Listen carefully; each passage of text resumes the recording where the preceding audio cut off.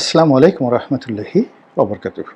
সম্মানিত দর্শক, July August বিপ্লবের পর জনাব ওয়াকারুজ্জামান আমাদের সম্মানিত সেনাপ্রধান, ওনাকে নিয়ে আমি বেশ কয়েকটি ভিডিও করেছি। প্রায় সব ভিডিওগুলোই ওনার যে ইতিবাচক যে দিকগুলো রয়েছে এবং ওনার প্রতি একটা আশাবাদ ব্যক্ত করে, যাতে করে তিনি তার কর্মে প্রেরণা পান, উৎসাহ পান, উদ্দীপনা পান, সেভাবেই আসলে আমি আমার বক্তব্য উপস্থাপন করার চেষ্টা করেছি। আর আজকের ভিডিওতেও একই অবস্থা।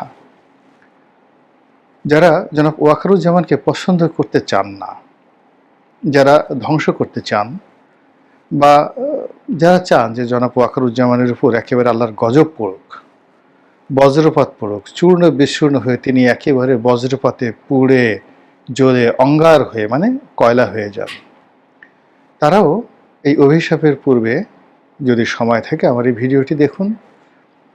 আর যারা দেশমাতৃকার প্রতি কৃতজ্ঞ থাকতে চান, পজিটিভ চিন্তা করতে চান এবং প্রকৃত এবং বাস্তব অবস্থা অনুধাবন করতে চান, তারাও আমি অনুরোধ করব এই ভিডিওটা দেখার জন্য। ওয়াকার সম্পর্কে কোনো কিছু বলার আগে প্রথমত আমি আমার নিজের অবস্থান সম্পর্কে বলে দিই।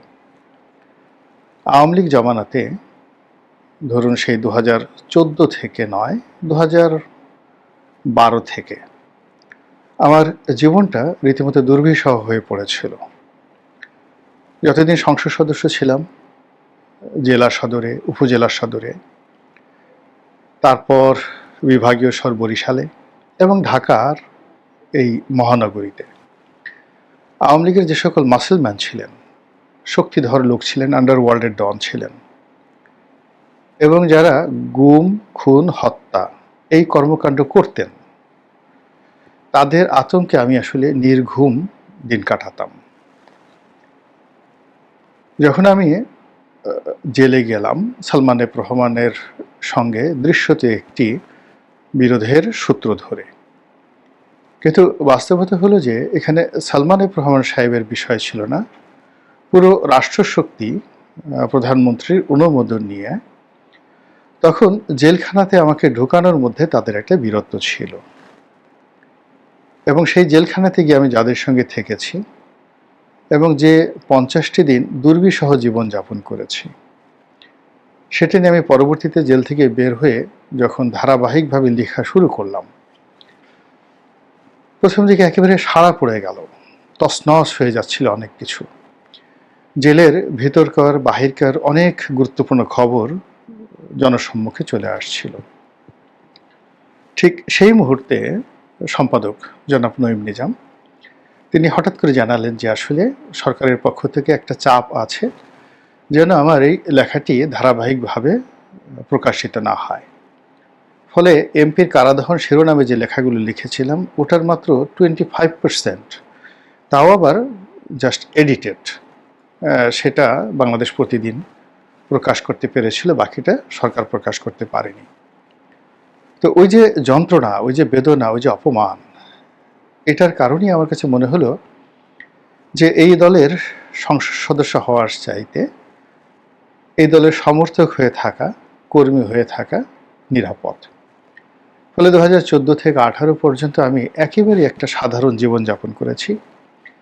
খুব কম সংখ্যক টেলিভিশন টকশোতে অংশগ্রহণ করেছি। লেখালেখিও একেবারে সীমিত ছিল, শুধু বাংলাদেশ প্রতিদিনে লিখতাম, তাও খুব সতর্ক সহকারে, যেন আওয়ামী লীগের ক্রোধের শিকার না হই। কিন্তু আমার মনের মধ্যে একটা ভয় ছিল, আতঙ্ক ছিল।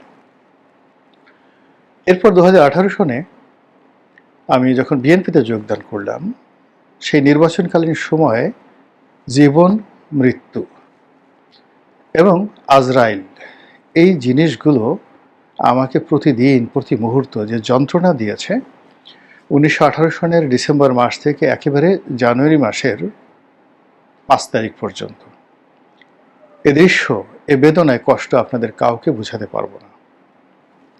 তারপর সেই 2019 সন থেকে একেবারে শেখ হাসিনা দিল্লি যাওয়া পর্যন্ত আমার জীবন, ব্যবসা বাণিজ্য তছনছ হয়ে গিয়েছিল। এবং এখনো পর্যন্ত আমি ঠিক আমার যে স্বাভাবিক জীবন এটাতে এখনো পর্যন্ত ফিরে আসতে পারিনি। ব্যবসা বাণিজ্য এমনভাবে বন্ধ হয়ে গেছে যে নতুন করে একটা ব্যবসা শুরু করব, ওই কর্মশক্তি নেই। আবার যাকে বলা হয় রাজনীতি করব, যে আতঙ্ক আমার মধ্যে তৈরি হয়েছে আওয়ামী লীগের থেকে বা আওয়ামী লীগের পরে বিএনপিতে গিয়ে আবার মাঠে ময়দানে গিয়ে রাজনীতি করব, সে সাহস শক্তিটুকু আমার মধ্যে অবশিষ্ট নেই।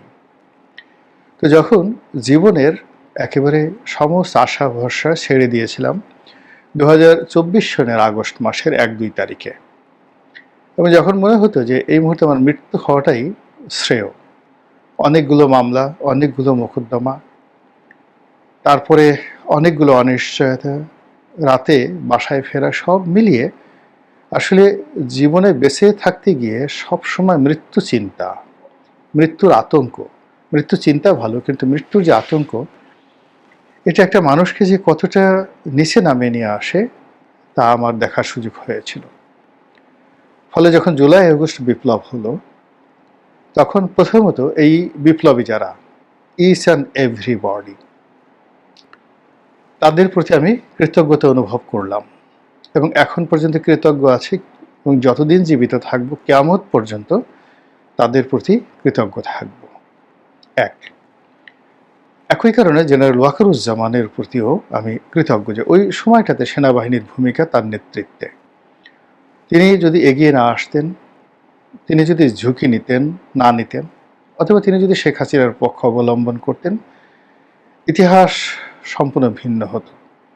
কাজেই যখন তাকে কেউ গালাগাল করেন, তাকে কেউ অপমান করেন এবং তাকে নিয়ে নানা রকম অশ্লীল এবং অশ্রাব্য যাকে বলা হয় বক্তব্য দেন, তখন কেন জানি আমার মনের মধ্যে এক ধরনের বেদনা সৃষ্টি হয়, এক ধরনের সহানুভূতির সৃষ্টি হয়, এবং মনে হয় যে এই মানুষটির বিপক্ষে যদি সারা দুনিয়া চলে যায়, তবু আমি ঝুঁকি নিয়ে হলো তার পক্ষে কথা বলবো। এটাই হলো আমার ব্যক্তিগত চরিত্র। এই ভদ্রলোকের সঙ্গে আমার কোনো সম্পর্ক নেই, কোনোদিন দেখা হয়নি, কোনোদিন পরিচয় হয়নি। এমনকি উনি সেনাপ্রধান হওয়ার আগে আমি ওনার নামটি পর্যন্ত কখনো শুনিনি। এই হলো বাস্তবতা। এখন হিসাব করে দেখা যাচ্ছে যে উনি 13তম বিএমএ লং কোর্সে যে অংশগ্রহণ করেছিলেন, ওটা সেই আমার প্রায় সমসাময়িক সময়, সম্ভবত উনি 1983 সনে অথবা 1984 সনের প্রথম দিকে সেই বিএমএর যে লং কোর্সটা, 13তম বিএমএ লং কোর্স, ওটাতে তিনি ঢুকেছিলেন। তো সেই দিক থেকে বয়সের বা সমসাময়িকতার কারণে তার প্রতি একটা আপত্ত শ্রদ্ধা, ভালোবাসা এবং নির্ভরতা থেকেই মূলত এই ভিডিওটি করা। এখানে শিরোনামে যে শব্দটি ব্যবহার করেছি, ইয়া ওয়াকার, ইয়া ওয়াকার শব্দ অর্থ যে প্রিয় ওয়াকার বা হে ওয়াকার, আপনি শুনুন, please be kind to look at me, please be kind to listen me. এটা হলো অর্থ ইয়া ওয়াকার আরবিতে। আবার দ্বিতীয় অংশে আমি ওয়াকার ব্যবহার করেছি। ওয়া আরবিতে একটা কনজাংশন, ইংরেজিতে কনজাংশন মানে এবং, মানে জনাব ওয়াকার দুইবার করে আমি এখন উচ্চারণ করেছি পরপর, হে ওয়াকার, হে ওয়াকার, বা ওয়াকার এবং ওয়াকার, আপনি শুনুন, আমার কথা শুনুন, প্লিজ বেকার আর হবেন না। বেকার মানে অস্থির, উদ্বিগ্ন, চিন্তাযুক্ত, হতাশা, এই বিষয়গুলোকে একত্রে করলে যে শব্দটি হয়, এটাকে বেকারার বলা হয়।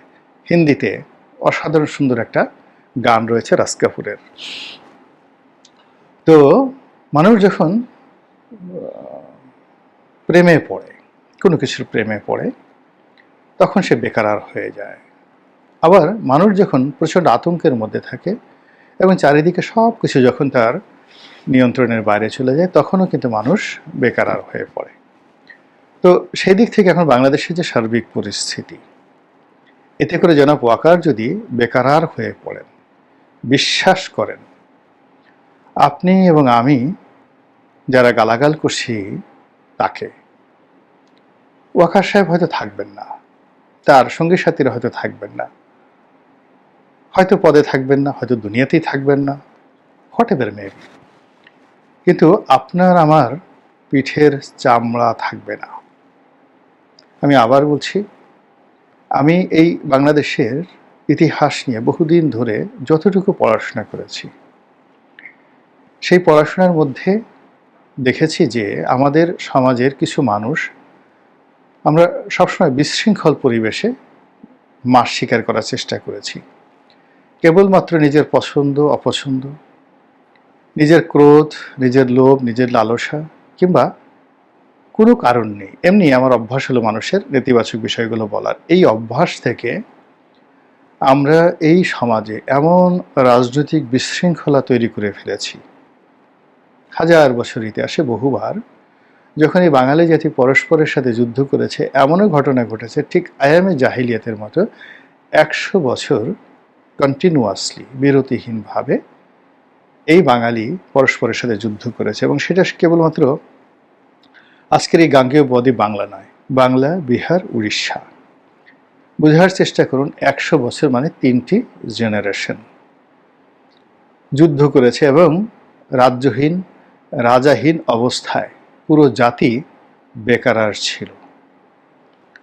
এবং শশাঙ্কের মৃত্যুর পর, সম্রাট শশাঙ্কের মৃত্যুর পর যে 100 বছর সময় আমরা অতিবাহিত করেছি, যেটি পাল সম্রাট গোপালের ক্ষমতা গ্রহণের পরে স্থিতি অবস্থায় আসে। তো এরকম যে একটা অবস্থার সৃষ্টি হলো, তখন আমরা এই বাংলার কেউ ভালো ছিলাম না, কারো কোনো জাতীয় পরিচয় ছিল না, এবং আমরা কোথাও পালাতেও পারতাম না। আপনি দেখুন, গত 1 বছর আমাদের পাসপোর্টের মান যেভাবে নেমে গেছে, বিশ্বের কোনো দেশ আমাদেরকে এখন ভিসা দিতে স্বস্তি অনুভব করছে না, নেহায়েত বাধ্য না হলে ভিসা দিচ্ছে না, এবং সাধারণ মানুষ যারা আছে তাদেরকে ঢুকতেই দিচ্ছে না, ভিসা নেওয়ার পরেও এয়ারপোর্ট দিয়ে ঢুকতে দিচ্ছে না। তাই বিশ্বাস করুন যে কীভাবে আমরা বেকার হয়ে যাচ্ছি। যারা ব্যবসা বাণিজ্য করেন বা যাদের কিছু টাকা পয়সা ব্যাংকে আছে, তারা লেনদেন করতে গিয়ে কী পরিমাণ ঝামেলার মধ্যে পড়ছেন আপনারা বুঝতে পারছেন। যারা সরকারি কর্মকর্তা কর্মচারী আছেন, নিজেদের বেতন ভাতা, চাকরির ভবিষ্যৎ এবং বর্তমান অবস্থা নিয়ে কী পরিমাণ বেকার অবস্থার মধ্যে আছেন, একবার একটু চিন্তা করেন। অথচ এটা কিন্তু হওয়ার কথা ছিল না, কিন্তু সেই জিনিসটি কিন্তু আমাদের হয়ে গেছে। তো এই যে এখন আমরা যেভাবে ডক্টর ইউনূসকে গালাগাল করছি, শেখ হাসিনাকে গালাগাল করছি, তারেক জিয়াকে গালাগাল করছি, মির্জা ফখরুলকে গালাগাল করছি, সালাউদ্দিন সাহেব থেকে শুরু করে জামাতের আমিরকে গালাগাল করছি, মানে আমাদের কোনো বাপ মা নেই। আমরা পুরো সেনাবাহিনীকে তছনছ করে দিতে চাচ্ছি, পুলিশ বাহিনীকে তছনছ করে ফেলেছি। আমরা সচিবালয়ের কোনো গেট থাকবে না, যখন এসে তখন ঢুকবো, এবং আমাদের যাকে পছন্দ তাকে আমরা ডিসি নিয়োগ দেবো, টিওনো নিয়োগ দেবো। এই যে মন এবং মানসিকতা, এই মন মানসিকতা থেকে আমরা অনেকে সেনাবাহিনীর জরুরি অবস্থা চাচ্ছি, মার্শাল ল চাচ্ছি, অনেকে ওয়াকারকে উচ্ছেদ করতে চাচ্ছি, আরও অনেক কিছু।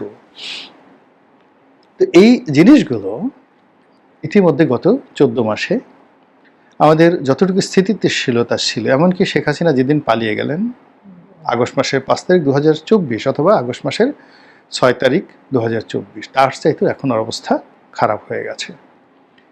আর এখানে যদি কোনো সেনা বিপ্লব হয়, এখানে যদি আরেকটি সেনা অভ্যুত্থান হয়, এবং সেনাবাহিনীর উচ্চ পদে যদি রক্তারক্তি হয়, কিংবা শান্তিপূর্ণভাবে যদি আমরা তাদেরকে বিদায় করি, এটি এই মুহূর্তে, যেটি বিএনপি নেতা সালাউদ্দিন সাহেব বলেছেন, আমরা এফোর্ড করতে পারবো না, আমরা বহন করতে পারবো না, ধারণ করতে পারবো না। পুরো ক্যান্টনমেন্টের বিরোধ এই জনসমুদ্রে ছড়িয়ে পড়বে। কাজেই এখানে ক্যান্টনমেন্ট, যাদের হাতে অস্ত্র রয়েছে, যাদের হাতে ক্ষমতার ডান্ডা রয়েছে, তাদেরকে স্থির থাকতে হবে। আর যিনি এই ডান্ডার প্রধান ব্যক্তি, সেনাপ্রধান, তো সেই সেনাপ্রধান মানে আগে মোগল জমানাতে বলা হতো খানে খানান, সেনাপতিদের সেনাপতি, খানে খানান, বা সৈনিকদের নেতা, খানদের খান। তো খানে খানান হিসেবে জনাব ওয়াকার, তিনি যদি অস্থির হয়ে পড়েন, এবং হওয়াটাই স্বাভাবিক, আমরা যেভাবে তাকে নিয়ে তুচ্ছ-তাচ্ছিল্য করছি, তাহলে আমাদের সর্বনাশ হয়ে যাবে। কাজেই আমি মনে করব যে জনাব ওয়াকার, তার যারা বন্ধুবান্ধব আছেন, পরিবারের লোকজন আছেন, তারা সবাই মিলে এই মানুষটির পাশে দাঁড়ান। তাকে স্থির হয়ে দাঁড়াতে সহযোগিতা করেন, তাকে কথা বলতে সহযোগিতা করেন, সিদ্ধান্ত নিতে সহযোগিতা করেন এবং সাহস এবং দৃঢ়তা দেখাতে সহযোগিতা করেন, এবং সেটা যাই হোক। মহান আল্লাহ আমাদের সবাইকে হেদায়েত দান করুন এবং হেফাজত করুন। আসসালামু আলাইকুম ওয়া রাহমাতুল্লাহি ওয়া বারাকাতুহু।